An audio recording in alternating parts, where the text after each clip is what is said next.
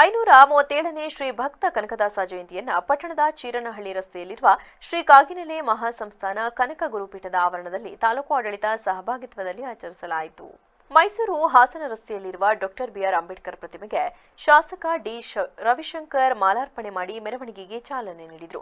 ಬೆಳ್ಳಿ ರಥದಲ್ಲಿ ಭಕ್ತ ಕನಕದಾಸರ ಭಾವಚಿತ್ರವನ್ನ ಇಟ್ಟು ಡೊಳ್ಳು ಕುಣಿತ ಹಾಗೂ ಮಹಿಳೆಯರು ಕಳಸ ಹೊತ್ತು ವಿವಿ ರಸ್ತೆ ಮೂಲಕ ಮೆರವಣಿಗೆಯಲ್ಲಿ ಚೀರನಹಳ್ಳಿ ರಸ್ತೆಯ ತನಕ ಕನಕ ಗುರುಪೀಠಕ್ಕೆ ತರಲಾಯಿತು. ಕಾರ್ಯಕ್ರಮವನ್ನು ಉದ್ದೇಶಿಸಿ ಶಾಸಕ ಡಿ ರವಿಶಂಕರ್ ಮಾತನಾಡಿ, ಮುಂದಿನ ದಿನಗಳಲ್ಲಿ ಯಾವುದೇ ಜಯಂತಿ ಕಾರ್ಯಕ್ರಮವನ್ನು ಆಚರಣೆ ಮಾಡುವುದಿದ್ರೆ ಅದನ್ನು ಡಾಕ್ಟರ್ ರಾಜ್ಕುಮಾರ್ ಬಾನಂಗಳ ಕ್ರೀಡಾಂಗಣದಲ್ಲಿ ಮಾಡಲಾಗುವುದು.